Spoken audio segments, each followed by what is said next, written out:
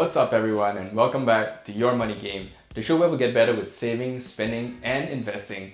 And today it's all about gold and why it's an obsession with so many people, not just in Southeast Asia, but all around the world. My mom told me that when I was born, she was given gifts of these tiny little nuggets of gold.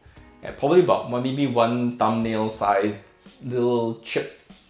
And those were considered gifts and they were good luck.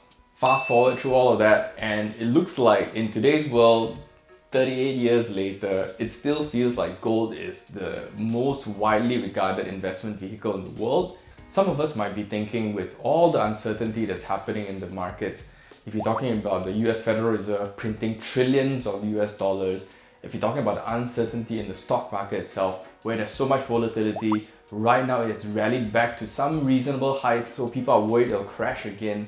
So there's a lot of worry going around, and there's a renewed interest in gold to somehow crash-proof or maybe even protect your portfolio.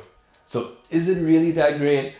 That's what I'm going to do today. I'm going to be digging into the pros and cons of gold, and if you wanted to get into it, what would you want to think about, and on top of that, how you're going to go about doing it. So let's start with what are gold supporters always saying. The first point is that it's a historical store of wealth. Now there's a really good reason why gold was one of my earliest memories of wealth. And if you really go back in time, back to 550 BC, that was when they found the earliest use of gold by a king to pay his soldiers.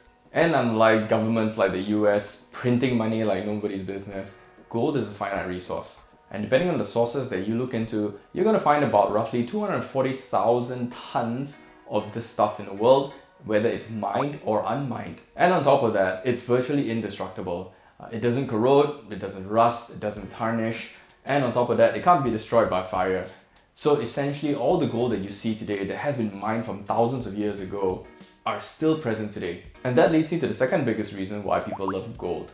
So because of all that history, a lot of people use gold or flock towards gold, especially during uncertain times, because it's a safe haven for wealth. The other reason why it's thought of as safe is because there's actually a lot of predictability in the supply, with so many people in the world believing that it is this really safe and predictable thing. It plays that role continuously. The next reason is that people really love gold because it's thought of as a way to protect against the devaluation, particularly of the US dollar. Like I mentioned earlier, the Federal Reserve in the US has been printing trillions of dollars and flooding the system with all this money. So if you just understand the basic principles of supply and demand, suddenly you have this huge supply of US dollars. The natural assumption is that it will lead to somehow the value of the US dollar declining. And again, if you go back in history and if you look at the periods when the US dollar drops, the value of gold tends to go up. And to sum it all up, one other reason why people love gold is that it's an easy way for them to diversify their portfolio away from the different type of assets like stocks. And even some of my greatest heroes like Ray Dalio has been talking about it recently and how gold should be part of your portfolio. And if you wanted to understand a little bit more about asset allocation and how you use different kind of assets to build and protect the portfolio, I did a video about that before, so you can check it out up there. So let's move on to the case against gold, because as a topic, it's actually one of the more controversial ones. There's an equal number of people who are for gold as well as against gold. So the first reason why people don't like it is that they say that it is not a value producing asset. Unlike stocks, which are things that you can buy to invest in companies which produce value, gold is really just sitting there. And if you look at the charts about what is gold used for, you realize that there's actually little to no growth in actual demand. So as a percentage, gold tends to be used for jewelry, it tends to have industrial use, and on top of that, investment use.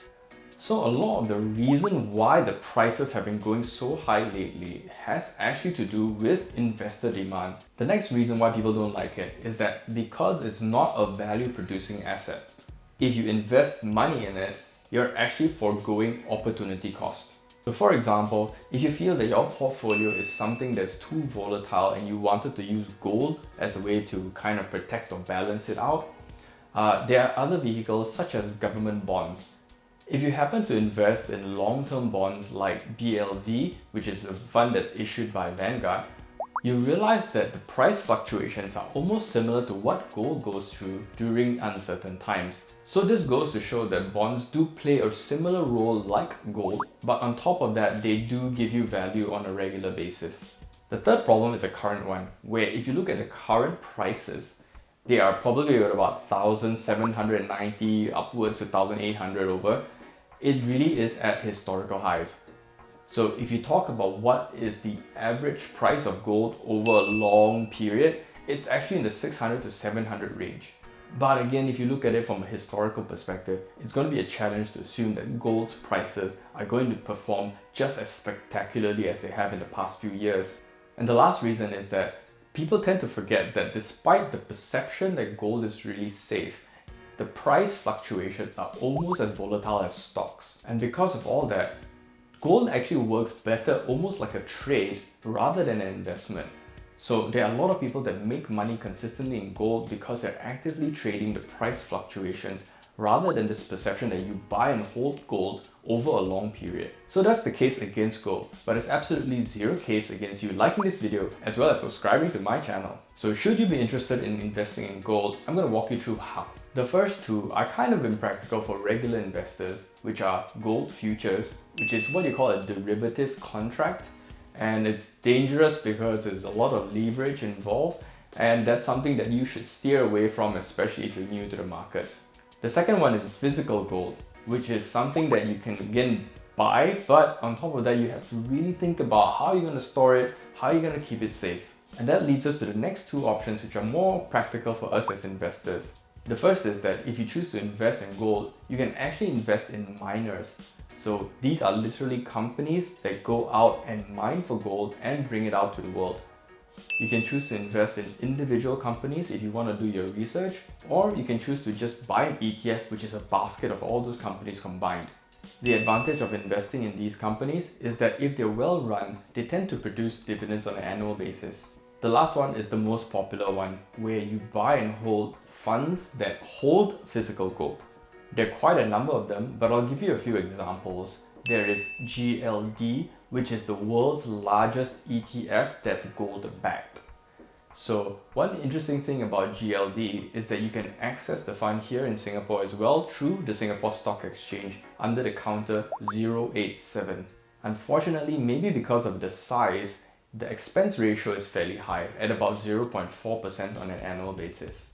If you're in Malaysia and you're investing in the KLSE, you actually have an option as well, which is actually a Sharia compliant one. It's called the Trade Plus Sharia Gold Tracker. It's a bit of a mouthful, but that's the fun. But again, it's a little bit expensive on an annual basis at about 0.57%. Another interesting option in Malaysia is this company called Hello Gold. What's interesting about it is that it allows you to invest in gold with very little money down. So unlike ETFs, which require you to have at least a minimum amount of money to buy the actual fund, with Hello Gold, you can invest in gold for as little as RM1. The biggest problem that I have with Hello Gold is more to do with the price. For all the convenience they're bringing you, they're charging you a 2% per annum rate. The cheapest option for you is to really look into getting access to the US markets where you can buy ETFs directly. And over there, you can buy GLD. Again, it's at about 0.4%, but you can buy GLDM, which is another fund which has an expense ratio of about 0.18%. Now, before I leave, I wanted to leave you with a few questions that I think you should be asking yourself should you be interested in it. The first is that if you choose to buy gold, ask yourself, what role is it going to play in your portfolio? Is it for the short term, maybe between 1 to 3 years? Or is it for a long-term thing where you feel that this is the permanent asset allocation that you're very comfortable with and you'd like to have that in your portfolio? The next is, how much of gold should you be including in your portfolio? From what I've seen, it's usually between the 10 to 20% range, but again, that decision is very personal and it's up to you. And finally, if you really think that yes, gold is part of your portfolio, you have to figure out which is the specific type of gold that you want to own. So like many things in the investing world, gold is one of those topics that's really controversial. So it's really up to you to do your own research, come to your own conclusions, and figure out whether or not gold meets the objective that you have as an investor. So with that said, thanks for watching, and I really hope that you got value out of this video. And if you did, I would really appreciate you hitting that like, subscribe, as well as that bell button, because all those things really helps my channel grow and it feeds the gods of YouTube. And until next Sunday, take care and keep playing your own game.